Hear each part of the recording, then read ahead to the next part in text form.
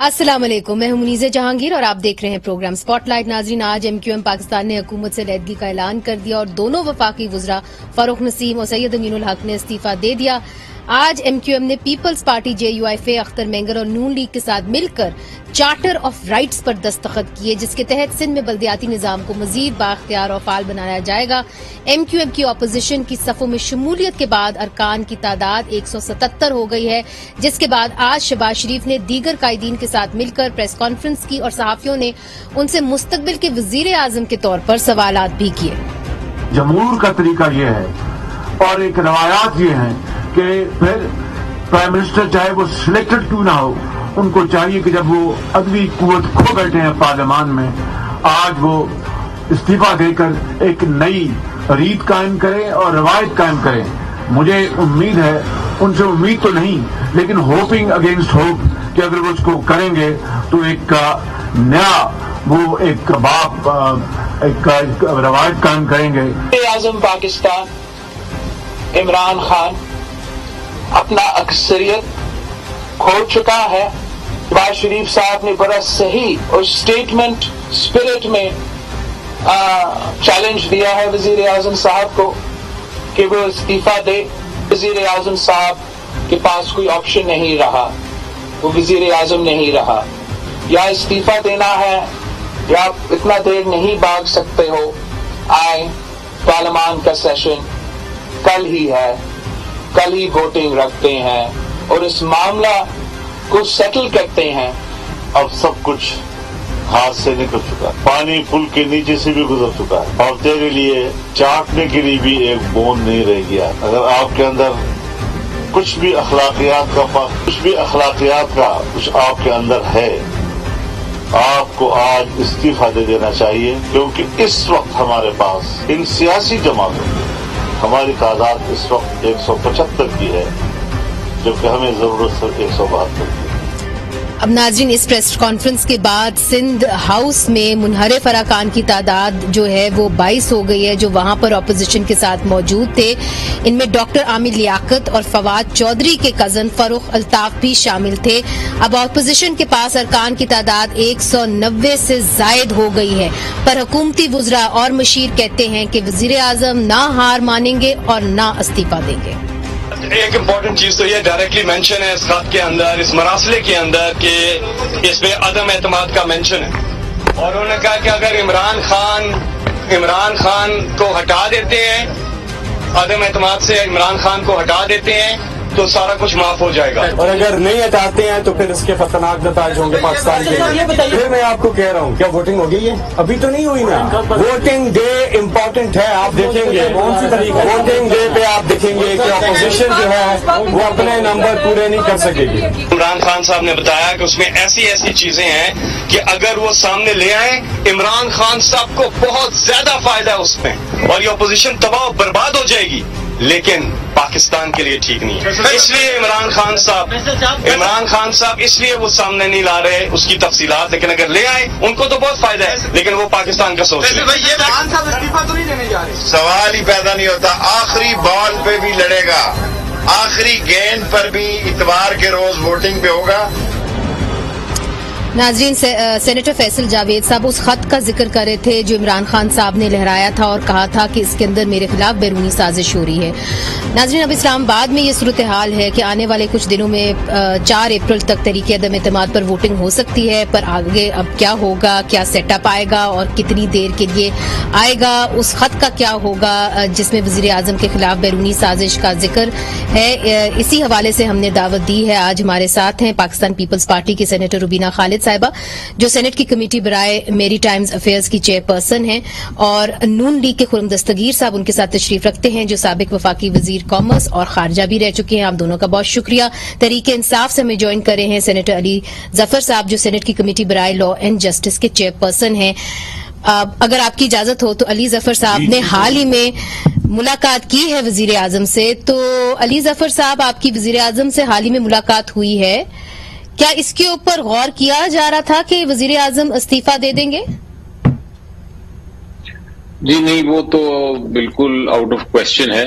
आप देखिए, उसकी वजह ये है کہ جو عدم اعتماد کی ایک جمہوری آف کورس ایک ہے شک ہے آئین میں، لیکن وہ جو جمہوری نظام کے مطابق شک ہے عدم اعتماد کی، اس میں یہ لکھا ہے واضح طور پہ کہ آپ کو جا کے ثابت کرنے ہیں پارلیمنٹ کی بلڈنگ کے اندر جس دن ووٹنگ ہو رہی ہے، آپ نے ثابت کرنے ہیں کہ آپ کے پاس اتنے ووٹس ہیں۔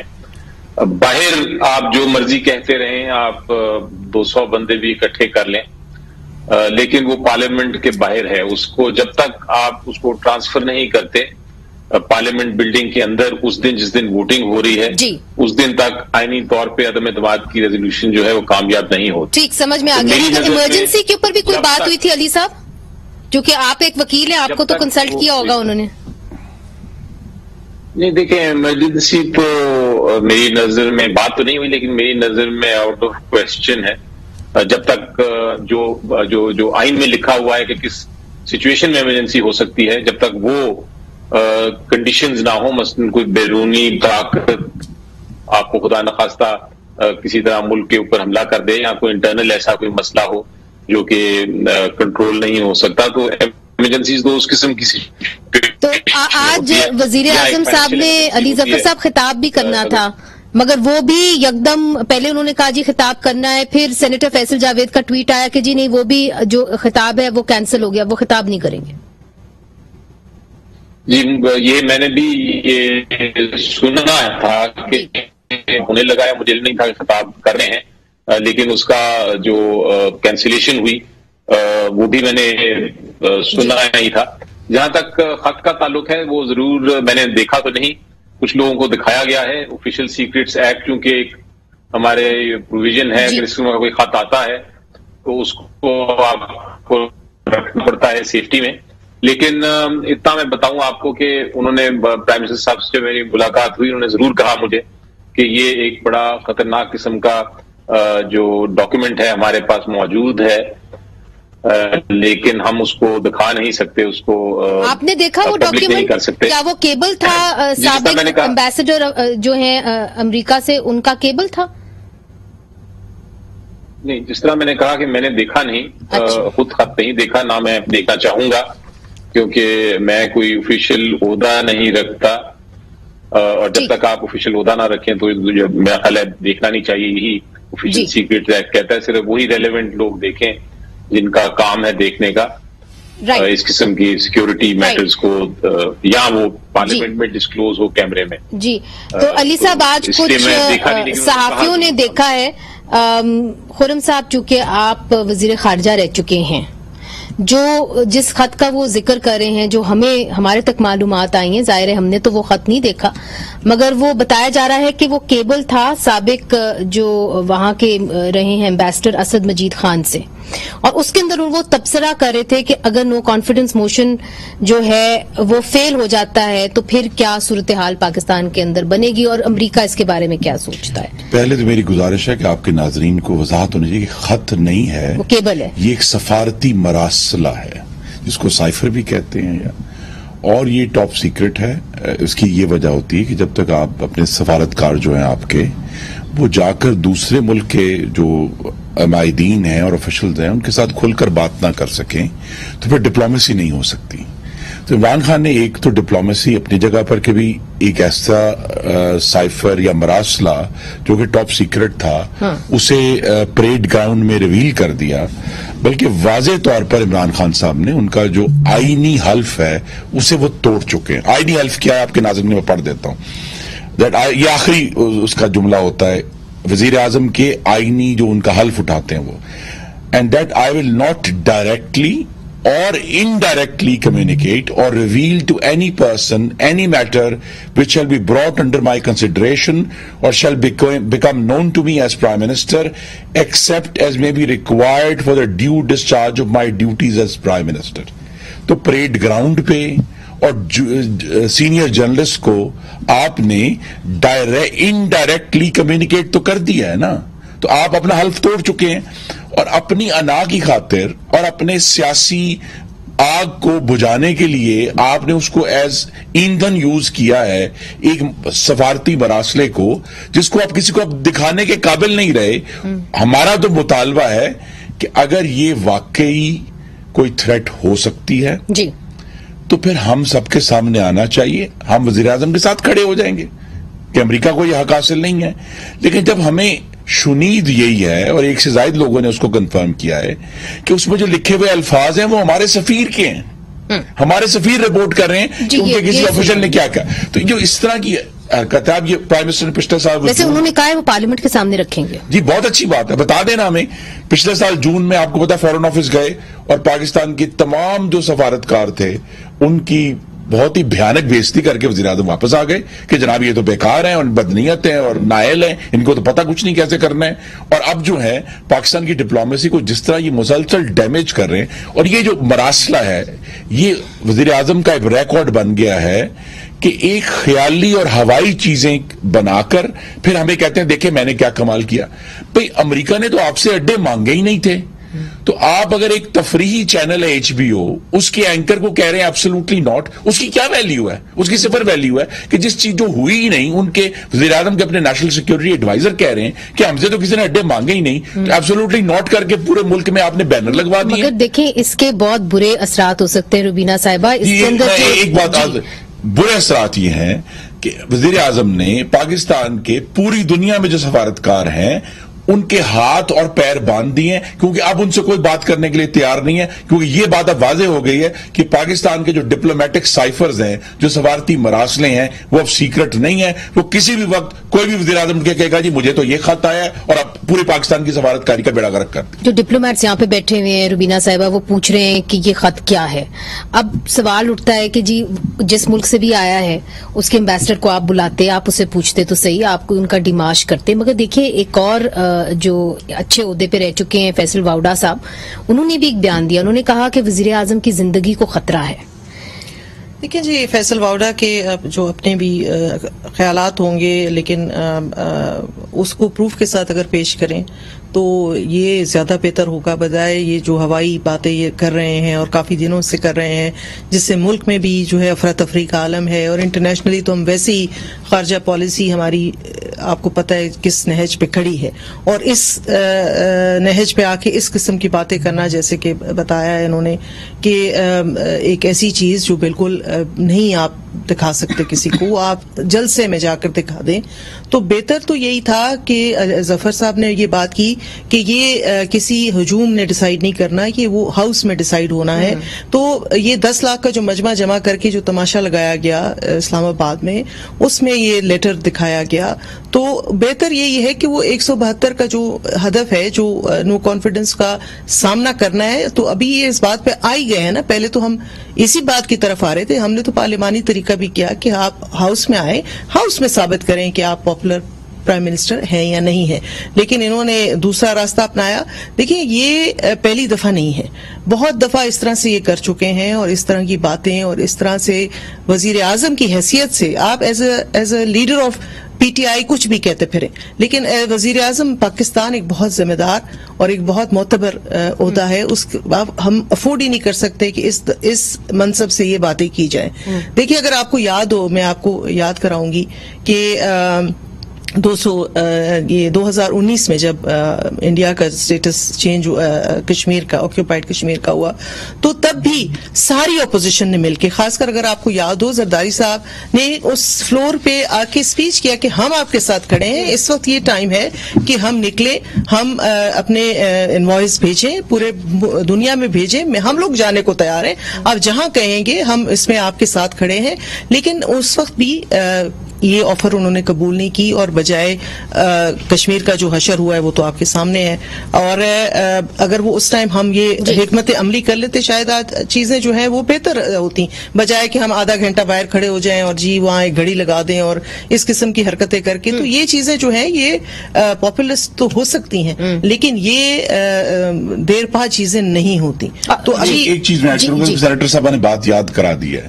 دیکھیے بیرونی سازش کہتے کہتے وہ ہندوستان جس نے 1 لاکھ کشمیریوں کا قتل کیا ہے، جس نے ہزاروں کشمیری خواتین کی عصمت دری کی ہے، उनकी खारजा पॉलिसी की तारीफ कर दी कि उनकी तो खारजा पॉलिसी बड़ी अच्छी है। नहीं, मगर उन्होंने प्राइम मिनिस्टर मोदी को तो तंकीद का निशाना बनाया। नहीं, प्राइम मिनिस्टर मोदी वही है जो 2019 में भी कहा था कि अगर मोदी साहब इलेक्ट हो जाएं तो कश्मीर का मसला हल हो जाएगा। मगर ये भी कहा था, फरमाया था उसी इंटरव्यू में, अगर आपको याद हो, जिसका मैंने हवाला दिया है, कि अगर जो है कश्मीर का मसला हल हो जाएगा तो हमारे न्यूक्लियर प्रोग्राम की जरूरत नहीं रहेगी, we will not need nuclear deterrent. तो ये तो एक पूरा रिकॉर्ड है इमरान खान का फॉरेन पॉलिसी की तबाही का, जो कि आज का नहीं है। और अब इसमें ये जो खत वाली बात है, मरासले वाली, ये इंतहाई सीरियस है, ये आइन शिकनी भी है, और इनको हमारे जो मुंतखब नुमाइंदे हैं उनको सामने लाना पड़ेगा कि कौन सी साजिश हुई है, क्योंकि उसके बाद जो 2 वफाकी वज़रा ने अपोजिशन को, खासतौर पर नवाज शरीफ का नाम ले गया, वो कहां से आ गया? तो ये बड़े सीरियस मामलात हैं जिनको सिर्फ सियासत का ईंधन बनाकर पूरी कौम का जो इंटरेस्ट है उनको ये वायलेट कर रहे हैं। मगर उन्होंने एक और बात भी की है खुर्रम साहब, चूंकि अली जफर साहब बैठे हुए हैं, बैरिस्टर हैं और सुप्रीम कोर्ट में अपनी प्रैक्टिस करते हैं, उन्होंने कहा कि जी हम चीफ जस्टिस को भी ये खत दिखाएंगे। अब अली जफर साहब, अगर वो, ये भी हमें पता चला कि अस्करी क़यादत को वो दिखा चुके हैं, तो अगर वो कुछ नहीं कर पाए तो चीफ जस्टिस से क्या एक्सपेक्टेशन है? अगर आपकी इजाजत हो तो सिर्फ एक बात कहना चाहूंगी कि अगर ये वाकई एग्जिस्ट करता है और वाकई इसका इतना इम्पैक्ट है और इतना खतरनाक ये खत है, तो व्हाट इज द हार्म के जो सियासी जमातें हैं वो भी मुल्क की, उन्होंने कहा है वो पार्लियामेंट में ला रहे हैं। पार्लियामेंट में लाना तो जरूरी चाहिए, लेकिन आपने क्यों नहीं डिस्कस किया अपोजिशन की पार्टियों के जो मेंबर्स हैं और बाकी आपके इत्तेहादी हैं, तो मैं तो अली जफर साहब से बजाय कि आप जलसे में एक सनसनी खेज तरीके से, वो भी एक भोंडी नकल थी, मैं कह रही हूँ, समझती हूँ, जहाँ पे भुट्टो साहब का जिक्र करके और फिर उसको कनेक्ट करके, तो पूछते बेहतर नहीं था कि अगर इसको लाया जाता और रखा जाता अपोजिशन की जो पार्टियां हैं उनके लीडरान के सामने, अपने इत्तेहादी जो पार्टियां जो थी उनके साथ, तो शायद कोई इस मसले का हल पूछ लेते हैं। अली जफर साहब से बहुत सारे सवालात जमा हो गए हैं। अली जफर साहब, क्यों नहीं जो पार्लियामेंट्री हेड्स हैं, कम अज कम जो पॉलिटिकल लीडर्स के हेड्स हैं, उनके सामने रख दिया जाता है? मगर चीफ जस्टिस के हवाले से चीफ जस्टिस साहब कर क्या सकते हैं इसके बारे में? जी, सबसे पहले तो आपका सवाल का जवाब देता हूं कि चीफ जस्टिस साहब के सामने ये खत को भेजना चाहिए या नहीं। मेरी नजर में कोई जवाब नहीं बनता चीफ जस्टिस साहब को भेजने का, क्योंकि चीफ जस्टिस जो होते हैं हमारे सुप्रीम कोर्ट के या हाई कोर्ट्स के या आपके कोई भी जज हो जाएं, वो तो पिटिशंस के जरिए या किसी आईनी शिक के जरिए केस की समाअत सुन सकते हैं। लेकिन मेरा ख्याल है इस स्टेटमेंट जो कुछ मिनिस्टर्स ने दी थी कि हम चीफ जस्टिस को भेजने को तैयार हैं, वो इस तरह इस कॉन्टेक्स्ट में थी, उसको जरा कॉन्टेक्स्ट देखने की जरूरत है। वो इस कॉन्टेक्स्ट में थी कि वो बताना चाहते थे कि ये ऑथेंटिक और जेन्युइन, क्योंकि बात हो रही थी कि शायद ये जेन्युइन नहीं है, ये कोई फेक किस्म का कोई डॉक्यूमेंट है, तो उसको ये कहने के लिए कि हम ये जेन्युइन है और हम इसकी अगर आप चाहें तो, क्योंकि सीक्रेट है, हम चीफ जस्टिस को भेज सकते हैं ऑथेंटिसिटी चेक करने के लिए। तो ये एक स्टेटमेंट थी, मेरा ख्याल है इससे किसी किस्म की ये मतलब नहीं था कि वाकई ही भेजा जाएगा। ये तो एक मुहावरतन बात की जाती है और उसी कॉन्टेक्स्ट में थी, वरना कोई लीगल कॉन्टेक्स्ट उसका नहीं बनता। अब दूसरी बात की खुर्रम दस्तगीर साहब की बात मैं जरा एक रिपीट करता हूं। उन्होंने ये कहा कि ये एक तरह ओथ की वायलेशन है। नॉर्मली तो मैं उनकी बातों से एग्री करता हूं बहुत सारी, लेकिन इस केस में मुझे माजरत के साथ डिसएग्री करना पड़ेगा। ये आइन की ओथ के साथ इसका ताल्लुक नहीं, बल्कि आइन की ओथ तो ये कहती है कि जहां जरूरत हो आप प्राइम मिनिस्टर जो कि एक पॉलिटिकल लीडर होते हैं, उनका फर्ज है कि वो कौम को आगाह करें, मीडिया को आगाह करें, लोगों को आगाह करें अगर किसी किस्म की भी थ्रेट हो। लेकिन उसके साथ साथ एक कानून है हमारा ऑफिशियल सीक्रेट्स एक्ट, बिल्कुल, और वो ये कहता है कि अगर कोई ऐसा डॉक्यूमेंट हो जो कि आपकी जिसमें नेशनल सिक्योरिटी का मसला इश्यू हो, तो फिर आप उसको हर एक को नहीं दिखा सकते, सिर्फ जरूरत पड़ने पे उनको दिखाई जा सकती है जो कि उससे ताल्लुक हो जिनका। तो इस लिहाज से उन्होंने जिन जिनको दिखाया होगा वो जरूर समझते होंगे कि वो उस अहमियत के लोग हैं। उन्होंने तो बाहर आके अली साहब ये कहा कि वो केबल है, जिस तरह के खुर्रम दस्तगीर साहब कह रहे हैं, मरासला है वो। जी, जो भी डॉक्यूमेंट है, मुझे इल्म नहीं है कि डॉक्यूमेंट क्या है, लेकिन वो सुना सील हो गया है। اب اگر پارلیمنٹ کو دکھانا ہے تو میرا خیال ہے اس میں کوئی آبجیکشن نہیں ہو سکتا، کیونکہ پارلیمنٹ اور جوائنٹ پارلیمنٹ کو دکھائیں تو اور بھی اچھا ہے.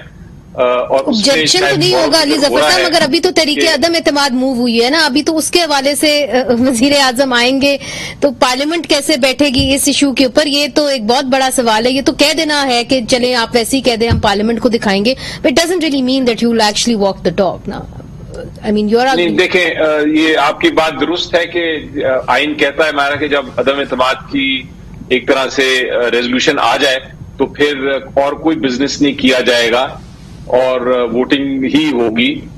تو اس لحاظ سے کچھ دیر ہو سکتی ہے، لیکن عدم اعتماد کی جو ریزولوشن ہے یہ جب ناکام ہوگی اس کے بعد کی بات میں کر رہا ہوں کہ اس کے بعد اگر یہ جوائنٹ پارلیمنٹ بلایا جائے اور جوائنٹ پارلیمنٹ میں اس کو دکھا دیا جائے سب کو، سیکرٹ ہوگا وہ ضرور، ان کیمرہ ہوگا، اور چونکہ ہر پارلیمنٹیرین اوتھ پہ ہے کہ وہ اس کو ڈسکلوز نہیں کرے گا، تو یہ ایک اچھی روایت ہوگی کہ اگر واقعی ہی ایسا ڈاکیومنٹ جو پارلیمنٹ کو دکھانا چاہیے تو پھر پارلیمنٹ دیکھے اور اس پہ ڈیبیٹ نہیں ہو سکے گی. تو اب بات کی بات ہے، اور اس کو میں آپ کو بتا دوں کہ شاید ہم اس کو اتنا قومی طور کے اوپر ہم اس کے اوپر اتنی توجہ نہیں دے رہے، مگر بین الاقوامی میڈیا جو ہے اس کے اوپر توجہ دے رہا ہے اور سوال کر رہا ہے کہ آخرکار یہ کون سا ایسا خط ہے، یہ کون سی ایسی کیبل ہے.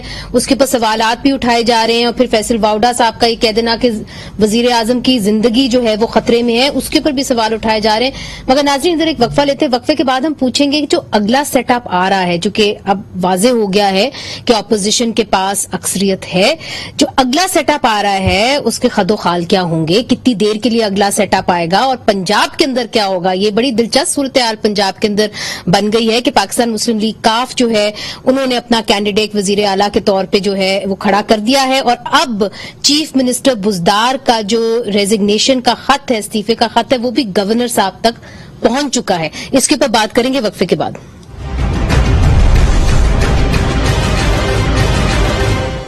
ویلکم بیک ناظرین. آج جو پریس کانفرنس ہوئی ہے جس کے اندر ایم کیو ایم جو ہے انہوں نے اپوزیشن کو جوائن کیا ہے، اس کے اندر شہباز شریف صاحب کو جو ایڈریس کیا گیا وہ ایڈریس اس طرح کیا گیا کہ وہ اگلے وزیر اعظم ہوں گے. اب خرم دستگیر صاحب، جس طریقے سے شہباز شریف صاحب سے بات کی جا رہی ہے، پہلے تو یہ بتائیے کہ یہ جو نیا سیٹ اپ آ رہا ہے، انٹرم سیٹ اپ، اس کے اندر ظاہر ہے آپ اپنا اسپیکر لائیں گے، اپنا صدر لائیں گے، اپنا چیئرمین سینٹ لائیں گے.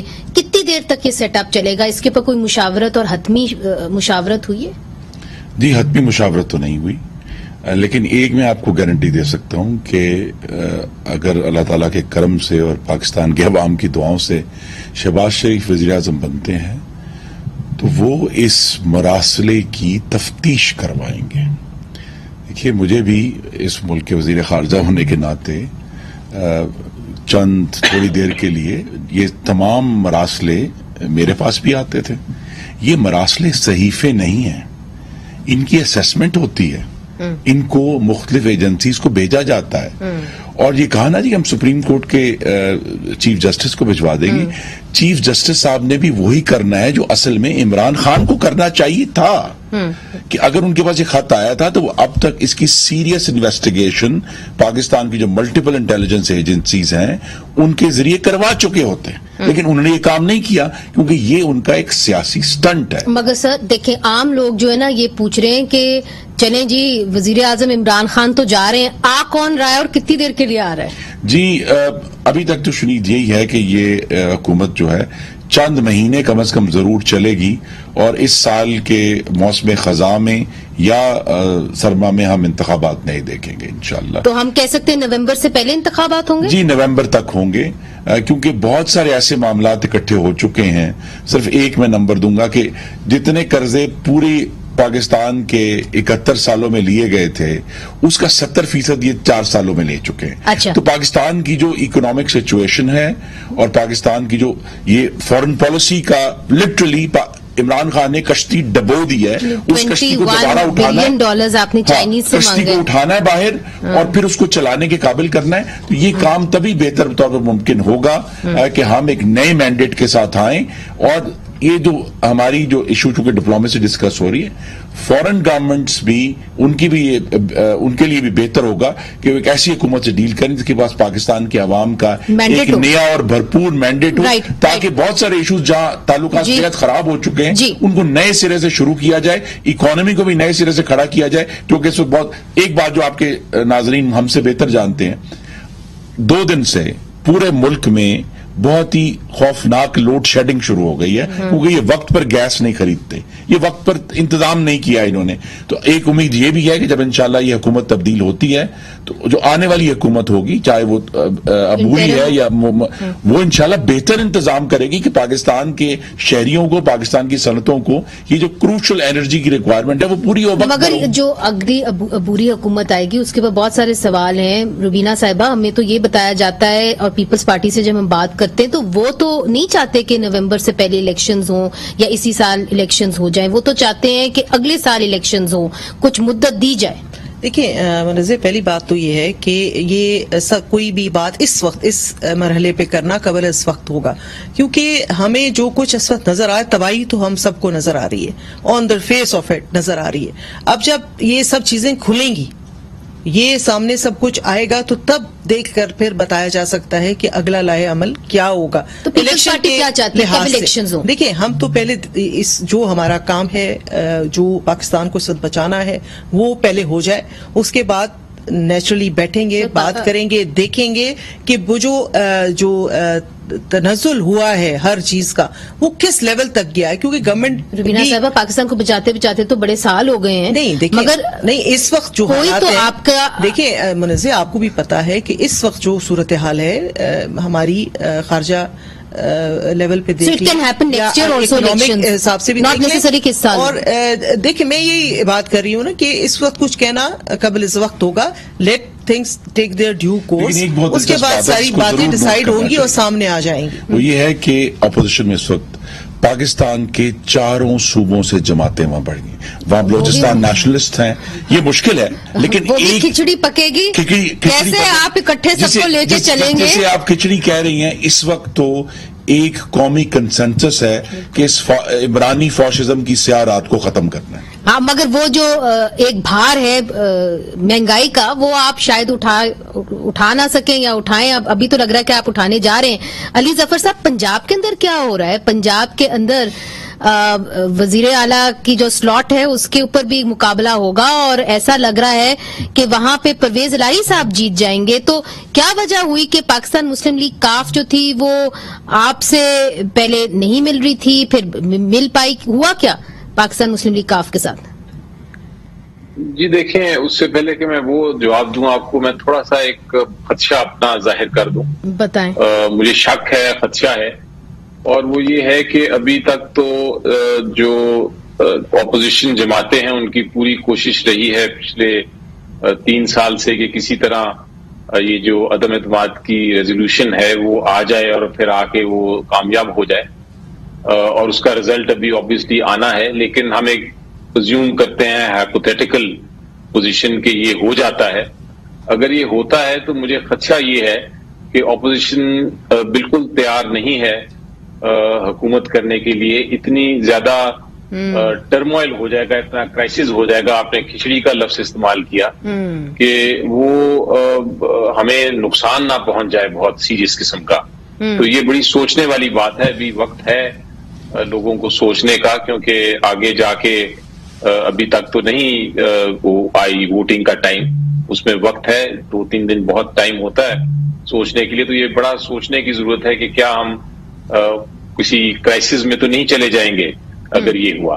तो ये मैं कमेंट करना चाह रहा था। अब जहां तक आपने पूछा पंजाब का सवाल, तो पंजाब में पोजीशन ये है कि आई थिंक परवेज इलाही साहब, मैं तो जाती तौर पे समझता हूं कि बड़े सीजन्ड पॉलिटिशियन हैं और एक्सपीरियंस पॉलिटिशियन हैं, बिल्कुल है, वजादार इंसान हैं, और उनको जो पॉलिटिक्स में, जो सियासत में रह भी चुके हैं, अच्छे एडमिनिस्ट्रेटर भी हैं, और जो जिस किस्म की उनकी एक तरह से खानदानी रवायत है, वो सियासत में वो समझते हैं कि कॉम्प्रोमाइज क्या होता है, बर्दाश्त क्या होता है।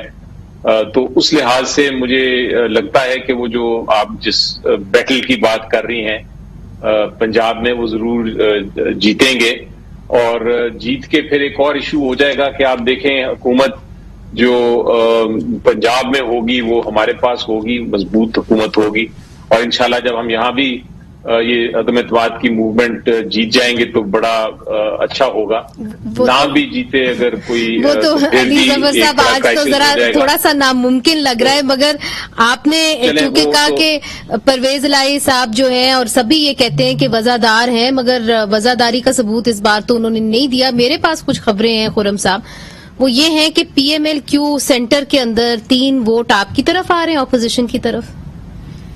جی یہ ایک بڑا کلیدی لمحہ ہے، پاکستان کا 75واں سال ہے، اور ہم یہ دیکھ رہے ہیں کہ جب کوئی غیر آئینی دباؤ نہ ہو تو ہر پارٹی کے اندر سے مختلف جو لوگ رائے کے ہیں وہ اپنے اپنے رستے کا انتخاب کر رہے ہیں۔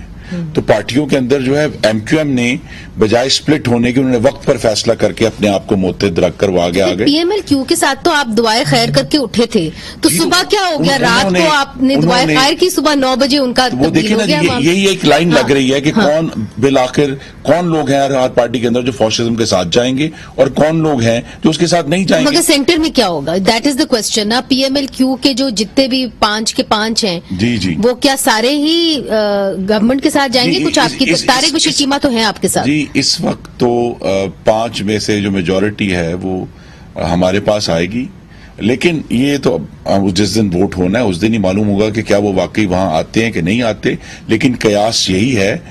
دیکھیں یہ تمام جو ابھی نو کانفیڈنس کے لیے پارٹیوں کے مذاکرات ہوئے ہیں جی، وہ جو فوراً حکومت بننی ہے اس کے لیے نہیں ہو رہے، وہ سیاسی بقا کے لیے ہو رہے ہیں جو اگلا الیکشن ہونا ہے۔ اچھا، اس الیکشن کی ساری کیلکولیشن ہو رہی ہے کہ بھی کون کس کے ساتھ لڑے گا، کون کہاں سیٹ ایڈجسٹ کرے گا۔ پی ایم ایل کیو کی ایک ڈیمانڈ تھی ہمارے سے کہ بھی ان کو ایک پہلے سے زیادہ تعداد ایڈجسٹ کی جائے پنجاب کے اندر جہاں پی ایم ایل این اپنے لوگ کھڑے نہ کرے، اور اس پہ گفتگو بھی ہوئی تھی، لیکن اب جب یہاں تک معاملات چلے گئے تھے۔ جی معاملات دیکھیے سارا معاملہ ہی اگلے الیکشن اور اس کے آگے آنے والا جو پاکستان ہے اس کے اندر سیاسی بقا کا وہ آج کا نہیں ہے۔ نہیں تو یہ جو چیزیں ڈسکس ہوئی، اور اگر سینٹر کے اندر آپ کا ساتھ دیتے ہیں کسی حد تک پی ایم ایل کیو، مگر پنجاب میں نہیں دیتے، تو پھر از دا ڈیل آف؟ جی ڈیل تو پی ایم ایل کیو کی حد تک تو پتہ چلے گی، لیکن اس وقت عمران خان صاحب کے پاس چودھری پرویز الہی کو وزیر اعلیٰ بنانے کے ووٹ موجود نہیں ہیں۔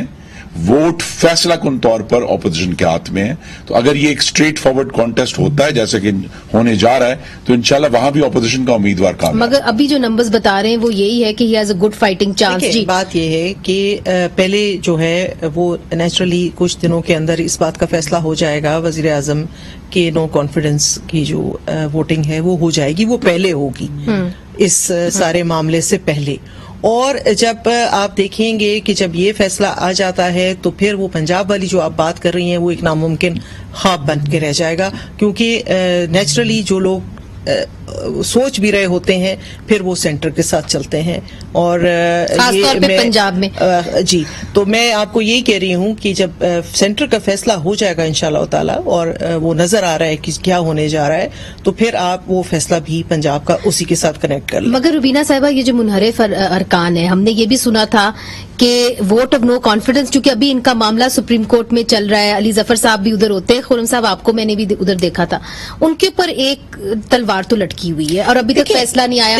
میں نے سوال یہ ہے کہ جب نو کانفیڈنس موشن آئے گا تو کیا آپ ان کو استعمال کریں گے یا صرف جو اتحادی ہیں ان کے ذریعے جو ہے آپ ووٹ ڈالیں گے؟ دیکھیں as a student of law یہ بات تو بڑی کلیئر ہے کہ ان کی جو ان کی خواہش ہے اس وقت سٹنگ گورنمنٹ کی کہ ان کو حیات نہ اہل کر دیا جائے، وہ it is not possible, it is not provided for in anywhere at. The دا موسٹ وہ ڈی سیٹ ہو جائیں گے، اور اگلا الیکشن جب بھی وہ لڑتے ہیں وہ لڑ کے آئیں گے، ایسی کوئی بار ان کے اوپر نہیں لگتی کانسٹیٹیوشن وائز۔ کرنا مشکل نہیں ہو جائے گا پھر ان کے بغیر؟ نہیں، میں آپ سے یہ کہہ رہی ہوں کہ انشاءاللہ تعالی ان کی ہمیں ضرورت نہیں پڑے گی۔ یہ جو ووٹ آف نو کانفیڈنس ہمارا ہے، ہمارے ویسے ہی 177 تقریباً پورے ہیں وداؤٹ دیز پنجاب میں مسلم لیگ نون کے منحرف اراکین ہیں، وہ بھی پھر جو بھی سپریم کورٹ کا فیصلہ ہوگا وہ ان کے اوپر بھی اتنا ہی لاگو ہوگا. یہ بات تو آپ کی درست ہے. یہ جو ان کا یہ خیال ہے کہ جی ہم پتہ نہیں مسلم لیگ نون کے بندے توڑ لیں گے، وہ پھر جو تلوار ہے اس کی دھار ادھر بھی چلتی ہے. وہ یہ نہیں ہے کہ آپ ایک ہی طرف چلا کے معاملہ کر لیں گے. اور دیکھیے بہتر یہ ہے، میں سپریم کورٹ میں جو کہ میں جا رہا ہوں، میری سپریم کورٹ سے استدا ہے کہ جو آئین میں لکھا ہے وہی کریں. اس کو دیکھیں، ایک علی ظفر صاحب مجھ سے بہت آف کورس قانون جانتے ہیں، جہاں بھی سزا دینے والی کلوز ہے قانون یہ کہتا ہے کہ اس کو اسٹرکٹلی پڑھا جائے. اس میں نئی چیزیں جو ہے کوئی بھی ڈی سیٹنگ کی بات کی گئی ہے، جو بات کی ہے اس کے اندر ایک نئی سزا ڈال دینا جو کہ آئین میں لکھی نہیں ہوئی، وہ ایک بہت بڑی جمپ ہوگی. میری استدا ہے کہ سپریم کورٹ یہ نہ کہے. اچھا علی ظفر صاحب، اس کے اندر ایک سوال میں ضرور کروں گی، چونکہ انٹرنیشنل میڈیا بھی یہ سوال کر رہا ہے، چونکہ بار بار کہا جاتا ہے کہ جی ادارے نیوٹرل ہو گئے، ادارے نیوٹرل ہو گئے.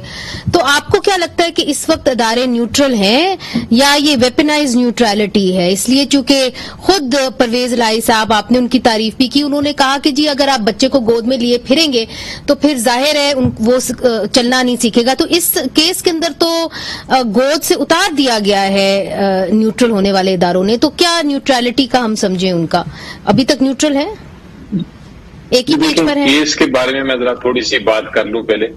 یہ جو کیس جس کی آپ بات کر رہے ہیں، جو پریزیڈنشیل ریفرنس ہے، جس میں کافی بحث آپ نے بھی سنی ہے، بڑے اچھے اچھے وکلا نے اس میں بحث کی ہے، ابھی میں نے بھی کرنی ہے. اور میں جو پوائنٹ لے کے آؤں گا سپریم کورٹ کے سامنے وہ بالکل یہ ہوگا کہ آئین کے مطابق ہی فیصلہ کرنا ہے، لیکن وضاحت کروں گا کہ آئین میں کیا لکھا ہوا ہے ایکچولی. اور جو بڑا انٹرسٹنگ ہے، وہ جب آپ سنیں گی میری بحث تو آپ کو تب شاید اس کی کلیئرٹی آ جائے. لیکن جو میں اشارہ کرنا چاہتا ہوں کہ اس میں ایک تو بحث ہو رہی ہے بڑی زور و شور سے کہ تاحیات نااہل ہوتے ہیں کہ نہیں ہوتے. وہ سپریم کورٹ نے بھی اس کو کہا ہے کہ یہی سوال ہے، ہم دیکھ رہے ہیں. لیکن جو ایک اور بڑا اہم سوال ہے وہ آئین سے بڑا واضح طور پہ نکلتا ہے، اس کا جواب وہ یہ ہے کہ کیا جو ووٹ کرتے ہیں ڈیفیکشن کے تحت وہ ووٹ کاؤنٹ بھی ہوں گے کہ نہیں. اور جب آئین کی آپ شکیں دیکھیں گی اور جب آپ سنیں گی بحث تو آپ کو یقین ہو جائے گا کہ آئین کی تشریح کیا ہے. سپریم کورٹ بالکل کوئی ایسا فیصلہ نہیں کرے گا. سپریم کورٹ آئین میں کوئی چیز ایڈ نہیں کر سکتا. سپریم کورٹ مگر 63A کو اسٹینڈ الون پروویژن کے طور پہ دیکھے گا یا کسی اور آرٹیکل کے ساتھ جوڑ کے دیکھے گا؟ یہ آئی تھنک سوال ہے. یہ سوال ہے، اور یہ سوال جو ہے یہ آئین میں اجازت ہے سپریم کورٹ کو دیکھنے کی کہ پورا ایز اے ہول دیکھیں. یہ آپ کا پوائنٹ آف ویو ہے. انٹرسٹنگ کیس ہے. مگر ابھی کیا سمجھتے ہیں کہ جو آپ کی حکومت ہے اور جو نیوٹرل ہونے والے ادارے ہیں وہ ابھی بھی ایک پیج پر ہیں؟ جی دیکھیں، میں ایک بات کلیئرٹی سے بتا دوں، میری اپنا نظریہ ہے اور وہ یہ ہے کہ آپ جس کو اسٹیبلشمنٹ کہتے ہیں وہ اسٹیبلشمنٹ ہر دنیا کے ہر ملک میں ہوتی ہے، اور ان کا بہت ڈائریکٹ ان کی جو ریلیونسی اور کو ریلیشن ہوتا ہے ایک اسٹیٹ یا ایک سویلین حکومت سے، وہ ہوتا ہے ان ٹرمز آف سیکورٹی. جب میٹر سیکورٹی کے ہوں، انٹیگریٹی کے ہوں، نیشنل انٹیگریٹی کے ہوں، to some extent foreign policy کے ہوں، وہ ہر اسٹیبلشمنٹ ہر جگہ ہے اور ہر جگہ ان کا ایک رول ہوتا ہے اپنا، جو بڑا سول اتھارٹیز کے ساتھ بڑا اچھا کلوز رول ہوتا ہے، کیونکہ پارٹ آف دا اسٹیٹ ہے، وہ سویلین حکومت کا حصہ ہیں. وہ ایک نہیں، بالکل آپ کی بات درست ہے. اگر وہ اپنے دائرے کار میں رہ کے جو ہے کام کرے وہ تو آپ کی بات درست ہے. وہ بہت اچھی ریلیشن شپ ہے اس سارے معاملے میں. اور جہاں تک پالیٹکس کا تعلق ہے، وہ آپ دیکھ رہے ہیں کہ ہر پولیٹیکل پارٹی اپنی پالیٹکس لڑ رہی ہے، وہ چاہے ان کی جہاں بھی مینیفیسٹو ہو، جو بھی ان کا منشور ہو، وہ اپنی فیصلے خود ہی کر رہے ہیں. اچھا روبینہ صاحبہ آپ کچھ کہنا چاہ رہی تھی؟ جی میں یہ کہنا چاہ رہی تھی کہ یہ جو جتنا اس کے اوپر جو ہے نا آس لگائے بیٹھے ہیں سپریم کورٹ کی طرف اور اس کی طرف دیکھ رہے ہیں، پورا ان کا فوکس اس طرف ہے کہ شاید ادھر سے ہمیں کوئی بچت ہو جائے گی، لیکن ان کو شاید یہ نہیں معلوم کہ یہ جس کلاز کی بات کر رہے ہیں اس کا اطلاق اتحادی جماعتوں کے اوپر نہیں ہوتا. ان سے اتحادی چلے گئے ہیں اور اتحادیوں کے جانے کے بعد اگر منحرف ارکان جو ہیں وہ وہ تو اللہ تعالیٰ کی فضل سے اگر ووٹ نہیں بھی دیتے اور ایبسٹین کرتے ہیں، جیسے انہوں نے کہا ہے کہ آپ لیجسلیشن بھی تو آپ نے کرنی ہے، وہ تو بات کی بات ہے نا، پہلے جو let's take the vote of no confidence، وہ اس میں تو they have already according to all calculations they have lost the game، کیونکہ وہاں پہ اتحادیوں کے اوپر تو نہ سپریم کورٹ کے جو فیصلے کا کوئی اطلاق ہوگا، نہ اس سے کوئی ان کے اوپر کوئی ایسی سزا یا ایسی کوئی کلوز ان کے اوپر جو ہے اپلیکیبل ہے، تو وہ تو بات ختم ہو گئی کہ 172 کی بجائے اگر 177 کھڑے ہو جاتے ہیں اور وہ کہہ دیتے ہیں کہ نو کانفیڈنس کے اوپر یس کہہ دیتے ہیں، تو پھر تو وہ جو منحرف اراکین ہیں ان کی سزا سپریم کورٹ دیتی ہے یا نہیں دیتی ہے، جو بھی ان کی خواہشیں ہیں وہ اگر ووٹ آف نو کانفیڈنس میں نہیں آئے گا۔ مگر چونکہ خرم دستگیر صاحب گجرانوالہ میں ایک بڑا اہم جلسہ ہوا تھا نون لیگ کا، تو سلیکٹڈ کی ہمیشہ بات کی جاتی ہے، تو کیا اس وقت یہ بات کی گئی تھی کہ سلیکٹر سے بھی پوچھ گچھ ہوگی، ان کی بھی اکاؤنٹیبلٹی ہوگی، تو کیا واقعی میں ان کی اکاؤنٹیبلٹی ہوگی یا؟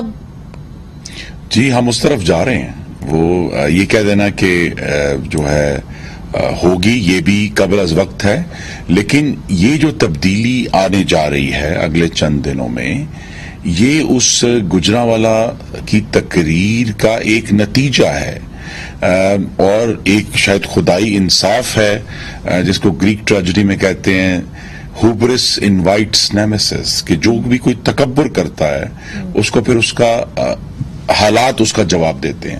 تو جہاں تکبر دو ہوئے ہیں، ایک تکبر ہوا ہے مقتدرہ کی طرف سے کہ عمران خان جیسے فرینکنسٹائن مانسٹر کو بے جوڑ اعضاء ڈال کے جو ہیں وہ اس میں جان ڈالی گئی اور کہا جائے تو ایک تو وہ تو ناکام ہو گیا، دوسرا عمران خان کا اپنا ہوبرس ان کا خیال تھا کہ وہ میرے ساتھ اتنے پکے ہیں کہ اگر میں ان پہ بھی حملہ کروں گا تو یہ جو دو تکبر تھے وہ تکبر پیچھے ایک تو پیچھے ہٹ گئے ہیں، دوسرا تکبر پیچھے ہٹنے جا رہا ہے جو ہوبرس تھی۔ تو اب یہ پاکستان میں جمہوریت کی فتح ہے اور یہ 75واں سال جو ہمارا ہے اس میں ہم نے کچھ سپیس، دیکھیں یہی بات ہے، حالات نے وہ سپیس کریٹ کی ہے جو اگر آپ ڈائریکٹ پولیٹیکل سٹرگل ہم کر رہے تھے، ہم جلسے کر رہے تھے، لیکن حالات نے پھر وہ اگر ہم نہ کرتے تو یہ سپیس کریٹ نہیں ہونا تھا۔ اگر گجرانوالہ کے جلسے میں تقریر نہ ہوتی تو سپیس کریٹ ہو گیا ہے۔ لیکن میری آج بھی اسپیس کے ساتھ آپ کیا کرتے ہیں؟ جی وہ دیکھیں یہ تو اب آنے والے دنوں میں، لیکن عمران خان صاحب سے میری فوری تو استدعا ہے کہ از راہ کرم یہ بین الاقوامی سازش کا پھپھوندی زدہ چورن بیچنا بند کرتے ہیں۔ دس از ناٹ آن۔ بہت بہت شکریہ خرم صاحب، بہت بہت شکریہ روبینہ صاحبہ، علی ظفر صاحب آپ کا بھی بہت بہت شکریہ۔ ناظرین جائیے گا نہیں، ہم اپنے مہمانوں کو خداحافظ کہہ رہے ہیں، مگر جو اگلا سیگمنٹ ہے وہ اس کے حوالے سے ہے کہ سپریم کورٹ بار ایسوسی ایشن کے اوپر بہت ساری تنقید ہو رہی ہے، کیوں ہو رہی ہے آپ کو بتاتے ہیں اگلے سیگمنٹ کے اندر، ہمارے ساتھ ہی رہیے گا۔ وقفہ لیتے، وقفے کے بعد حاضر ہوتے ہیں۔ ویلکم بیک ناظرین۔ سپریم کورٹ بار ایسوسی ایشن نے حال ہی میں سپریم کورٹ میں ایک پٹیشن دائر کی جس میں کہا گیا تھا کہ سپریم کورٹ مداخلت کرے تاکہ تحریک عدم اعتماد سے پہلے ملک کو تصادم سے بچایا جا سکے۔ اس پٹیشن میں استدعا کی گئی تھی کہ سپریم کورٹ تمام اداروں اور سیاسی فریقین کو ہدایت کرے تاکہ تحریک عدم اعتماد پرامن طریقے سے ہو۔ اس پر وزیر اطلاعات آپ کو یاد ہوگا فواد چودھری نے سپریم کورٹ بار ایسوسی ایشن پر تنقید کی اور کہا کہ سپریم کورٹ بار ایسوسی ایشن کو فریق نہیں بننا چاہیے تھا اور وہ اپوزیشن کے ہاتھوں میں کھیل رہے ہیں۔ احسن بھون صاحب جو سپریم کورٹ بار ایسوسی ایشن کے صدر ہیں اس وقت ہمارے ساتھ موجود ہیں۔ احسن بھون صاحب، بہت تنقید ہو رہی ہے سپریم کورٹ بار ایسوسی ایشن کے اوپر، صرف فواد چودھری صاحب نہیں کر رہے، دیگر وکلا بھی کر رہے ہیں کہ سپریم کورٹ بار ایسوسی ایشن کو اس کے اندر یہ جو ایک اپوزیشن اور حکومت کے درمیان تحریک عدم اعتماد کو لے کے ایک جھڑپ سی چل رہی ہے، اس کے اندر نہیں مداخلت کرنی چاہیے تھی۔ میں اس پہ عرض کروں منیزے، فواد چودھری چھوٹے بھائی ہیں لیکن ان کا اپنا کام ہے، انہوں نے نوکری پکی کرنی ہے، ادروائز ہمارا کسی پولیٹیکل پارٹی کے حوالے سے نہیں، ہمارا صرف اور صرف یہ مطمع نظر تھا کہ ہم آئین اور قانون کے مطابق یہ جو ایک ٹرانزیشن کا پیریڈ ہے نو کانفیڈنس کا، وہ بغیر کسی تعطل کے اپنے انجام کو پہنچے تاکہ کوئی تھرڈ پارٹی جو ہے اس کا بینیفٹ نہ لے۔ اس کے علاوہ میرا کوئی آبجیکٹ نہیں، ہم آئین اور قانون کی پاسداری پہ بلیو کرتے ہیں اور ہم کسی پولیٹیکل پارٹی کو فیسیلیٹیٹ کرنا ہمارا کام نہیں ہے۔ एहसन भून साहब, फिर आपने हवाला भी दिया जस्टिस काजी फाइज ईसा का जो खत है, जहां पे उन्होंने कहा था कि जी एक प्रैक्टिस है, एक रिवायत है कि जो सीनियर जजेस हैं उनको कंसल्ट करके ही जो बेंचेस हैं उनको तश्कील दिया जाता है। इसके ऊपर चीफ जस्टिस साहब आपके ऊपर बहुत बरहम हुए, वो क्या मामला था, क्या माजरा था? मैं सिर्फ इतना अर्ज करूं, मुनीदे, हमारा बहसीयत बार लीडर रेफरेंस जब पढ़ते हैं तो ये हमारे घर का मामला होता है। हम किसी ना तो अदलिया पे ये तनकीद पे यकीन रखते हैं, और खास तौर पे चीफ जस्टिस साहब पाकिस्तान हमारे एक बुजुर्गाना और बड़े हैं और अदारे के सरबराह हैं। हम किसी हवाले से खुदा न खास्ता ऐसा लफ्ज कोई सोच भी नहीं सकते जिसलिए अदलिया के अदारे पे कोई सवाल आए। बाकी मेरी बात भी हुई चीफ जस्टिस साहब से, मेरी मुलाकात भी हुई, मैंने उनको बताया हम हमेशा जजमेंट पे तनकीद जरूर करते हैं लेकिन जज पे नहीं।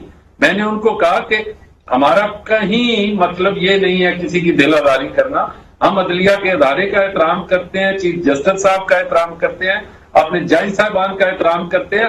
और मैंने ये भी कहा उनको कि अगर आप समझते हैं कि किसी की दिल आजारी हुई तो मैं एक दफा नहीं 10 दफा माजरत करने के तैयार हूं। और दूसरी बात यह है कि काजी जो थे हमारे काजी अमीन साहब जी जो आउट गोइंग जज थे, बड़े काबिल जज हैं, बड़े कॉम्पिटेंट, उनका लैंग्वेज पे कमांड, इंडिपेंडेंट ऑनेस्ट जज। लेकिन अगर उनकी किसी जजमेंट पे कोई अगर क्रिटिसाइज करते हैं तो ये बार का भी हक होता है, अदलिया का, और ये बार का हक होता है। लेकिन हम किसी जज को खुदा न खास्ता ना अक्यूज करते हैं, ये कोई मिसअंडरस्टैंडिंग हो सकती है। वैसे चीफ जस्टिस साहब एक पैटर्न फैमिलिया के तौर पे वो हमारे बुजुर्ग होने के नाते नाराज भी होते हैं तो हम उनकी सरजनश को भी उसी खुले दिल से बर्दाश्त करते हैं, ये कोई बात नहीं। मैंने उनसे कहा मुलाकात में कि अगर आपको वाकई कोई इस हवाले से तकलीफ हुई है तो मैं I am there to apologise, ये कौन सी बात है। और इसमें कोई शक नहीं, भून साहब के बेंच और बार का जो है हमेशा से बड़ा एक क्लोज रिश्ता रहा है। तो जैसे कि आपने कहा कि अगर वो आपसे नाराज है तो आपके ऊपर तनकीद भी कर सकते हैं। बहुत बहुत शुक्रिया एहसन भून साहब हमारे से बात कर रहे थे। नाजरीन, आज के लिए इतना ही, इजाजत दीजिए और अगले हफ्ते आपको मिलेंगे। तब तक ये बात क्लियर हो चुकी होगी कि क्या तरीके अदम एतमाद का जो रिजल्ट है वो क्या होगा या क्या नहीं होगा। अगले हफ्ते आपसे मुलाकात होगी। हमारी नजरें इस्लामाबाद की सियासत पर रहेंगी। इजाजत दीजिए, खुदा हाफिज।